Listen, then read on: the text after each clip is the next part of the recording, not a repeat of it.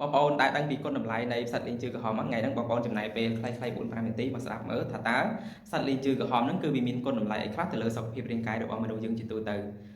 តើតើនឹងរាងកាយរបស់មនុស្សយើងរឿងទី1ដែលអ្នកមានបញ្ហាខ្សោយប្រព័ន្ធភាពស៊ាំមនុស្សយើងងាយសង្កេតណាបងប្អូនអ្នកដែលគាត់មានបញ្ហារាងកាយងាយនឹងកើតជំងឺងាយនឹងឆ្លងជំងឺពីអ្នកដទៃអាកាសធាតុប្រែប្រួលក៏បងប្អូនមានបញ្ហាផ្ដាសាយញឹកញាប់បងប្អូនដើរចិត្តមនុស្សដែលគាត់មានបញ្ហាផ្ដាសាយហ្នឹងក៏បងប្អូនងាយនឹងឆ្លងពីគេហ្នឹងគឺជាសញ្ញាមួយដែលបញ្ជាក់ប្រាប់បងប្អូនថាកំពុងតែមានបញ្ហាប្រព័ន្ធភាពស៊ាំនឹងខ្សោយអញ្ចឹងតើតើនឹងសត្វលីងជឿក្រហមគឺវាជួយរឿងទី1គឺប្រព័ន្ធនឹងប្រព័ន្ធភាពស៊ាំរបស់មនុស្សយើងនឹងគឺឲ្យរឹងមាំហើយទី2គឺវាជួយប្រព័ន្ធជាមួយនឹងសម្រួលសម្ពាធឈាមមនុស្សដែលយើងមានបញ្ហាការញ៉ាំអាហារចូលពពុះខ្លាញ់អាក្រក់ចូលទៅក្នុងសរសៃឈាមយើងច្រើនវាបង្កទៅជាកំណកវាបង្កទៅជាបញ្ហាស្ទះចរន្តឬក៏សរសៃឈាមមនុស្សយើងហ្នឹងសត្វលីងជឿនឹងក៏ជាទូឯកមួយនៅក្នុងការដែលជួយសម្រួលប្រព័ន្ធនឹងសរីរាង្គសរសៃឈាមបងប្អូនបានដូចគ្ន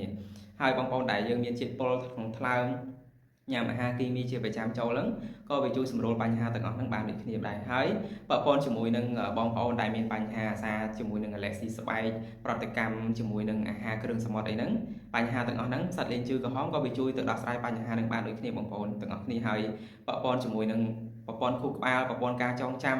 ំបើបងប្អូនមើលរឿងចិនបុរាណវិញគេហៅថាសត្វលេងជឿហ្នឹងគឺគេយកទៅថ្វាយទៅតម្កល់នៅក្នុងវាំងទៅថ្វាយស្ដេចគេឲ្យគេហៅថាគេហៅមួយទៀតឲ្យអាយុយើងយឺនយូរបងប្អូនទាំងអស់គ្នាគេហៅជាប្រភេទសត្វមួយដែលជួយឲ្យមនុស្សយើងនឹងអាយុវែងគេហៅថាសត្វអាយុវែងឬក៏គេហៅថាសត្វលីងជឿនឹងឯងហើយវាជួយសម្រួលប្រព័ន្ធជាមួយនឹងការដែលបងប្អូនសង្កេតមើលពេលដែលបងប្អូនបាត់ជើងមករៀងខ្ទិះខ្ទិះក្បាលក្បាលអីហ្នឹងកត្តាហ្នឹងក៏វាជួយសម្រួលប្រព័ន្ធទឹកនោមប្រព័ន្ធលំហូរនោមរបស់មនុស្សយើងឲ្យប្រសើរដែរហើយបងប្អូនស្ដាប់មួយថ្ងៃមានដែលនឹកឆ្ងល់ថាអផ្សិតលីងជើងគេទិញនៅណាយើងពិបាកនៅក្នុងការញ៉ាំមែនទេបងប្អូនទាំងអស់គ្នារូបខ្ញុំបានស្គាល់ជាមួយនឹងកាហ្វេមួយយ៉ាងនេះខ្ញុំញ៉ាំចូលខ្ទង់5ឆ្នាំហើយបងប្អូនទាំងគ្នាកាហ្វេផ្សិតលីងជើងក្រហមកាហ្វេហ្នឹងបច្ចុប្បន្នមានវាចូលជាង65ប្រទេសទៅ75ប្រទេសបងប្អូនហើយរសជាតិវាឆ្ងាញ់ហើយបងប្អូនទាំងអស់គ្នាដឹងស្រាប់ហើយផ្សិតលីងជើងក្រហមគឺយើងពិបាករកមែនតើថ្ងៃហ្នឹងគឺមកញ៉ាំកាហ្វេឲ្យបងប្អូនមើលហើយក៏ឆ្លៀតចែកចំណែកពីគុណតម្លៃនៃកាហ្វេផ្សិតលីងជើងក្រហមដោយសារអីនៅក្នុងកាហ្វេហ្នឹងគឺវាមានជាតិស្ករតិចហើយវាផ្សំចេញពីផ្សិតលីងជើងក្រហមទៀតបងប្អូនដែ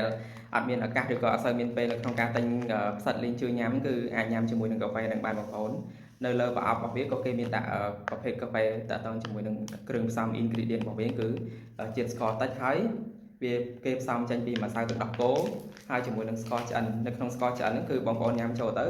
វាអត់ប៉ះពាល់ជាមួយនឹងអ្នកដែលគាត់មានបញ្ហាលើឈាមក៏ដូចជាទឹកនោមផ្អែមទេអញ្ចឹងកាហ្វេហ្នឹងបងប្អូនពុកម៉ែដែលគាត់មានបញ្ហាឡើងសម្ពាធឈាមទឹកនោមផ្អែមអីហ្នឹងក៏អាចញ៉ាំបានដូចគ្នាដោយសារនៅក្នុងកាហ្វេហ្នឹងគឺគេម្សៅចេញពីតើតើនឹងម្សៅទឹកដោះគោហើយមួយវិញទៀតហ្នឹងគឺវាជួយអាផ្សិតលីងជើងក្រហមដែលរូបសម្បត្តិបានចែកពីខាងដើមវាជួយសម្រួលបញ្ហាទាំងអស់ដែលបងប្អូនមាននឹងបាន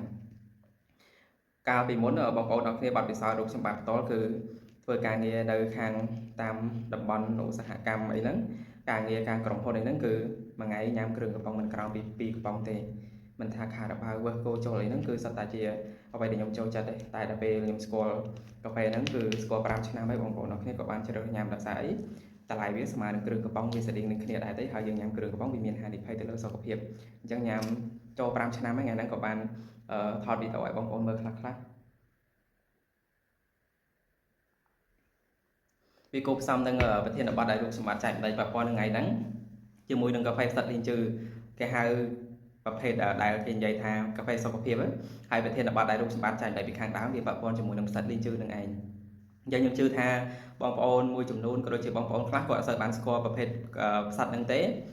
ឮតែគេនិយាយឮតែឈ្មោះទេតែថ្ងៃហ្នឹងគឺបងប្អូនបានដឹងពីគុណតម្លៃពីគុណប្រយោជន៍របស់វានឹងច្រើនមែនតើអញ្ចឹងផ្សិតលីងជើនឹងបងប្អូនអរគ្នាបើសិនជាបងប្អូនទៅខាងតំបន់ណាដែលគេមានបងប្អូនអាចទិញយកមកញ៉ាំទិញយកមកធ្វើជាឱសថញ៉ាំថែទាំសុខភាពបានហើយបងប្អូនដែល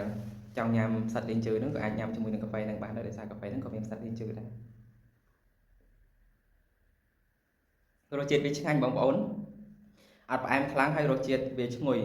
ហើយឆ្ងាញ់ហើយញ៉ាំទៅទទួលបានសុខភាពល្អអញ្ចឹងការចែកដោយវីដេអូថ្ងៃហ្នឹងគឺខ្ញុំមានតែប៉ុណ្្នឹងទ